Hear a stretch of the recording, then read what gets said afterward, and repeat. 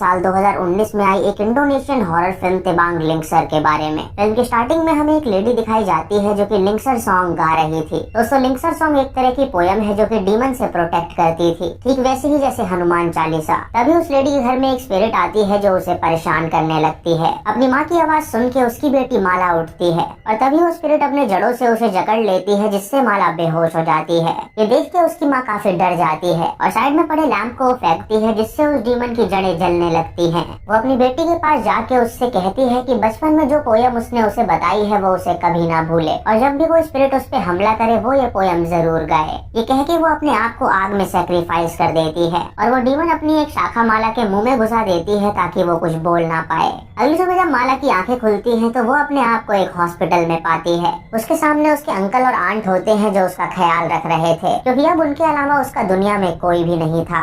Doctor उन दोनों को बताता है कि माला के गले में एक इन्फेक्शन हो गया है जिससे वो कुछ दिनों तक बोल नहीं पाएगी। ये सुन के वो दोनों हैरान हो जाते हैं और उससे पूछते हैं कि क्या वो फिर से ठीक हो सकती है। तो डॉक्टर उनसे कहता है कि वो चिंता ना करे, वो जल्द ही बोलने लगेगी। माला की आंट अमांडा उसके पास आके उससे कहती है कि अब उनके अलावा उसका कोई भी नहीं है, तो वो उसे अपने घर ले जा रहे हैं ताकि वो उनके साथ रह सके। माला यहाँ पे याद करती है कि बचपन में उसकी माँ ने उसे लिंक्सर पोयम सिखाई थी और उसे कहा था कि जब भी कोई स्पिरिट उसे परेशान करे तो वो इस पोयम को गाए, क्योंकि इस पोयम से वो स्पिरिट भाग जाएगी।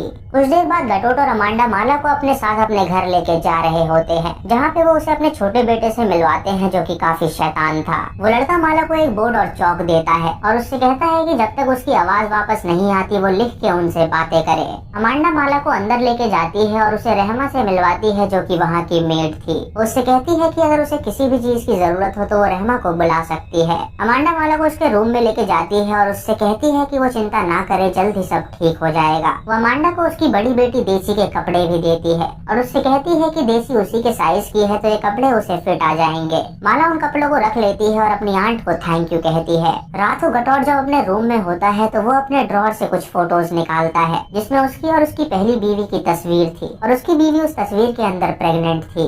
फिर वो एक किताब निकालता है जिसके अंदर तिबांग लिंक्सर की पोयम लिखी थी और उसमें लिखा था कि जब भी कोई डीमन उनके पास आए तो वो इस पोयम को गुनगुनाए। अभी उसके पास रहमा आती है जो उससे कहती है कि माला की माँ की मौत साधारण नहीं थी, जरूर किसी स्पिरिट ने ही उसे मारा होगा और उसे माला को यहाँ पे नहीं लाना चाहिए था क्योंकि डेट बहुत नजदीक आ रही है। दोस्तों, इससे हमें पता चलता है कि गटोट और रहमा एक सीक्रेट जानते हैं जिसके बारे में हमें आगे पता चलेगा। रात को गटोट की बड़ी बेटी देसी का बॉयफ्रेंड उसे उसके घर तक छोड़ने आता है और जब देसी अंदर जाती है तो वो माला को देख के हाय भी नहीं करती। देसी अपने पिता से कहती है कि परसों उसका बर्थडे है तो वो उसे अपने दोस्तों के साथ बाहर मनाना चाहती है, लेकिन गटोट उसे इनकार कर देता है और उससे कहता है कि वो बर्थडे घर में ही सेलिब्रेट करेगी। ये सुनकर देसी को बहुत बुरा लगता है क्योंकि वो अब 18 साल की होने वाली थी और उसके पिता उसे अपने मन की नहीं करने दे रहे थे। अमांडा अपनी बेटी से कहती है कि वो माला को हाय क्यों नहीं कर रही, तो देसी रूडली माला से हाय करती है और वहाँ से चली जाती है। फिर अमांडा देसी के पास आके उससे पूछती है कि वो माला से ऐसा बर्ताव क्यों कर रही है, तो देसी उसे बताती है कि बचपन में वो दोनों अच्छे दोस्त हुआ करते थे, लेकिन एक दिन जब वो गार्डन में खेल रहे थे तो वो अजीब सी पोयम गाने लगी और वहीं पे उसने एक अजीब सी चीज देखी जिसे देख के वो काफी डर गए और उसने उससे दोस्ती तोड़ दी।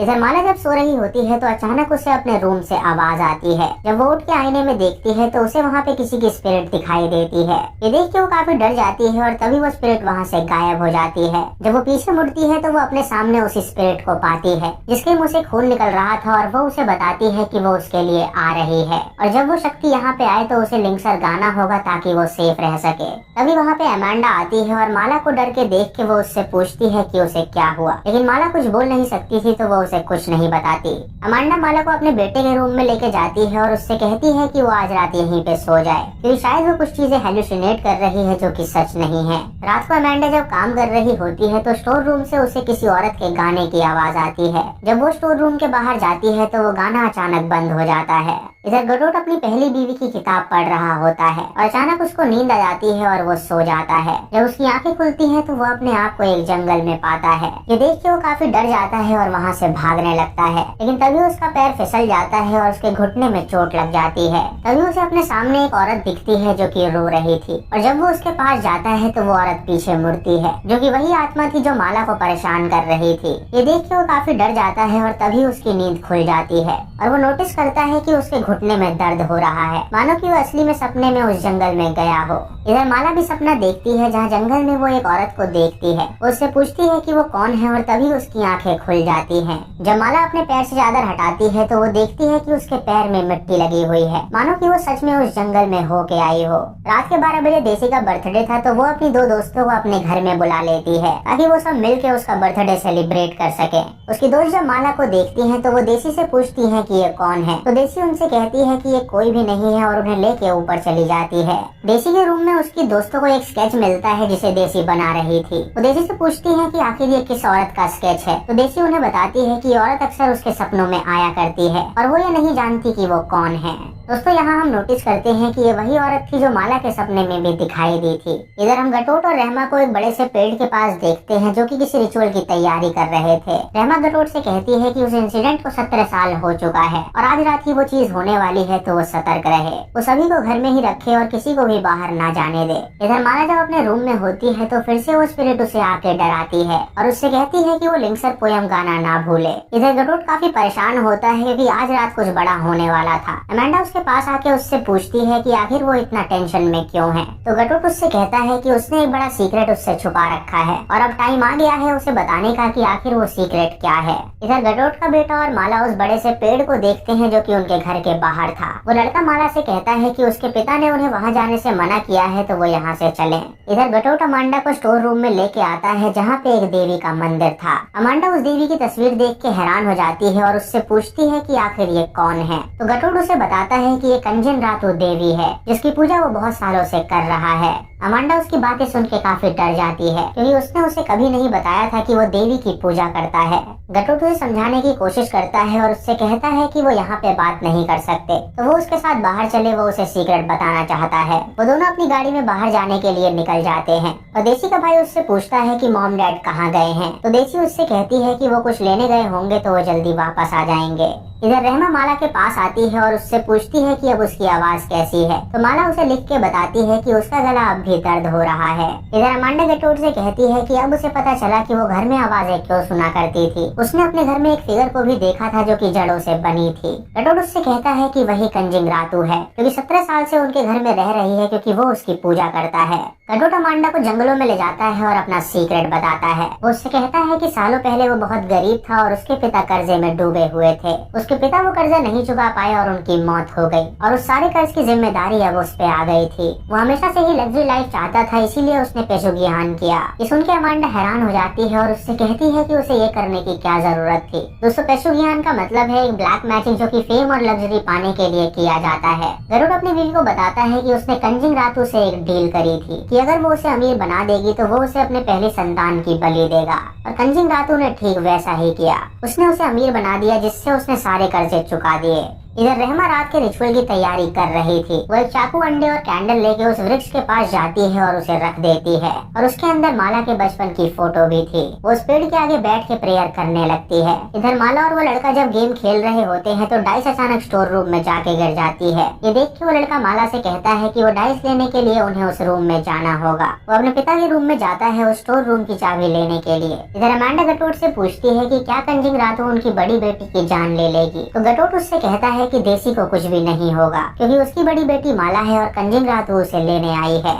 ये सुन के अमांडा उससे पूछती है कि ऐसा कैसे हो सकता है, तो गटोट उसे बताता है कि उसकी पहली बीवी से उसे 2 लड़कियां हुई थी जो कि ट्विंस थी और उनमें से माला सबसे बड़ी है। वो कंजिंग रातू को माला को नहीं देना चाहता था, इसीलिए बचपन में ही उसने माला को अपनी बहन के पास भेज दिया था ताकि कंजिंग रातू उस तक ना पहुँच सके। लेकिन अब कंजिंग रातू वापस आई है माला को लेने के लिए क्योंकि आज रात वो 18 साल की होने वाली है। गटोट अमांडा को ये भी बताता है कि रहमा उनकी केयर टेकर नहीं है बल्कि वो एक शमन है जिसने उसे अपने घर में रखा है उनकी प्रोटेक्शन के लिए।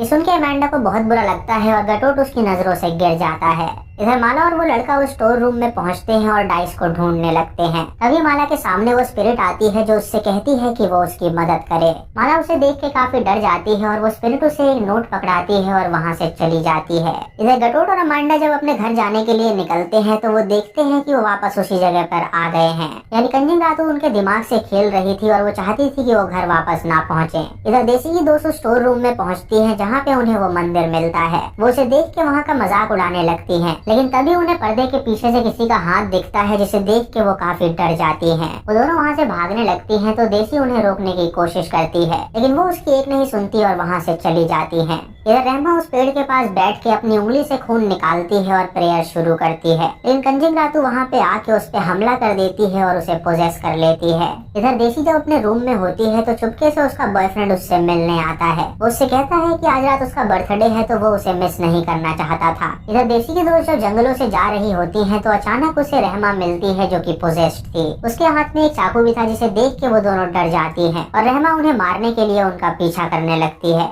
इधर देसी गटोट के रूम में जाती है जहाँ उसे अपनी माँ की एल्बम मिलती है। वो जब फोटोज देखती है तो वो समझ जाती है कि वो लेडी जो उसे सपने में आती है वो गटोट की पहली बीवी थी, और जो आत्मा उसे डरा रही थी वो कोई और नहीं बल्कि गटोट की बीवी की आत्मा थी। और उसे पता चलता है कि वो आत्मा उसे इसीलिए दिखाई दे रही थी क्योंकि वो उसे वार्न करने आई थी ताकि वो लिंक्सर सॉन्ग गाए, जिससे कि उसकी प्रोटेक्शन हो सके। इधर देसी की दोनों दोस्तें अलग हो जाती हैं और भागने लगती हैं, लेकिन पोजेस्ड रहमा वहाँ पे आके एक लड़की को मार डालती है। फिर वो दूसरी लड़की के पास जाती है जो कि एक पुराने घर में छुपी हुई थी, लेकिन रहमा उसके भी सामने आ जाती है, जिसे देख के वो काफी डर जाती है। तभी रहमा के पीछे हम रातू को देख पाते हैं जो कि उसे पोजेस कर रखी थी, और वो उस लड़की को भी जान से मार डालती है। इधर देसी का बॉयफ्रेंड जब डाइनिंग टेबल पे बैठा होता है तो उसे किचन से किसी की आवाज आती है। जब वो किचन में जाता है तो वहाँ पे वो रहमा को देखता है जो कि मीट काट रही थी। जब वो उसके पास जाता है तो वो देखता है कि वो इंसान का मीट काट रही है, और ये देख के वो काफी डर जाता है। तभी रहमा पीछे मुड़ती है और उसकी आंख में चाकू घुसा देती है, जिससे उसकी भी मौत हो जाती है।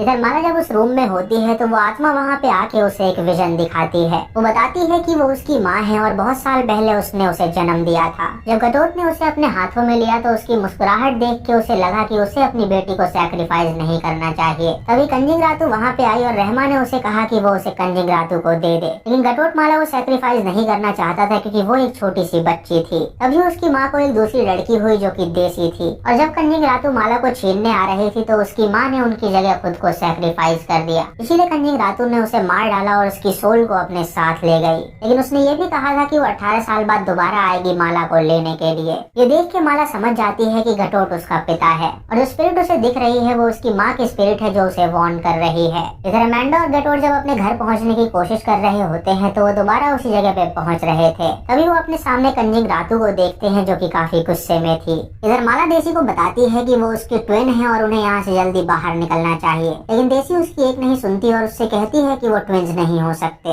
तभी देसी वहाँ से गायब हो जाती है और माला अपनी माँ की आत्मा को देखती है जो कि लिंक्सर गा रही थी। तभी माला अपने आप को कंजिंग रातू के दुनिया में पाती है जहाँ पे उसने सबको बंदी बना रखा था। अमांडा और गटोट जब वहाँ पे पहुँचते हैं तो वो देखते हैं कि उनके घर में चारों तरफ शाखाएं हैं। ये देख के वो समझ जाते हैं कि कंजिंग रातू उनकी बेटी को लेने आई है। गटोट माला और देसी को जगाने की कोशिश करता है, लेकिन किसी की भी आंखें नहीं खुलती। वो देसी के पास जाता है और उसे जगाता है और उसे सारी सच्चाई बताता है कि माला उसकी बहन है। वो उससे कहता है कि वो अपनी बहन की मदद करे और उससे कहे कि वो लिंक्सर को गाए। ये सुन के देसी माला का हाथ पकड़ती है और उससे कहती है कि वो लिंक्सर गाए। तभी माला को होश आ जाता है और वो गाने की कोशिश करती है, लेकिन कंजिंग रातू ने उसके गले में इन्फेक्शन दे रखा था जिससे वो गाना नहीं गा सकती थी। तभी वो कोशिश करती है तो उसके मुंह से वो लकड़ी निकल जाती है और वो लिंक्सर वेंगी पोयम गाती है, जिससे कंजिंग रातू जल के भस्म हो जाती है। अगली सुबह गटोट कंजिंग रातू के मंदिर को हटा देता है क्योंकि अब उसे उसकी कोई भी जरूरत नहीं थी। दोस्तों, अब हमें यहाँ पे माला देसी, अमांडा और गटोट दिखाए जाते हैं जो कि काफी खुश थे, लेकिन जब गटोट अपने बेटे को पुकारता है तो वो वहाँ पे नहीं आता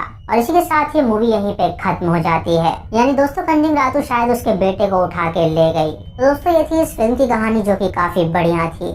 आपको ये मूवी कैसी लगी आप हमें कमेंट सेक्शन में जरूर बताएं। दोस्तों कमेंट सेक्शन में ये भी बताएं कि क्या आप ब्लैक मैजिक पे विश्वास रखते हैं, और अगर आपको मौका मिले फेम और पैसा पाने का तो क्या आप ब्लैक मैजिक का सहारा लेंगे। दोस्तों ब्लैक मैजिक एक बेकार चीज है जो किसी को भी नहीं करनी चाहिए क्योंकि इससे आज तक किसी का भला नहीं हुआ है। दोस्तों इस फिल्म में कंजिंग रातू का जिक्र है। ये एक फिगर है जो कि जावा और बनी लोगों में काफी प्रचलित है। ये एक स्पिरिट है जिसका नेचर काफी नोबल और काइंड है और ये बहुत ही ऊंचे लेवल के हेवन से आती है। इसको गॉडेस ऑफ राइस भी कहा जाता है क्योंकि ये लोगों की भूख को खत्म करती है। दोस्तों गटोट ने इसी देवी की पूजा करी थी ताकि वो उसकी भूख को मिटा सके। उसने उसे अमीर भी कर दिया था, लेकिन गटोट ने वादे के मुताबिक उसे अपनी बड़ी बेटी नहीं दी, इसीलिए कंजिंग रातू उसे परेशान कर रही थी।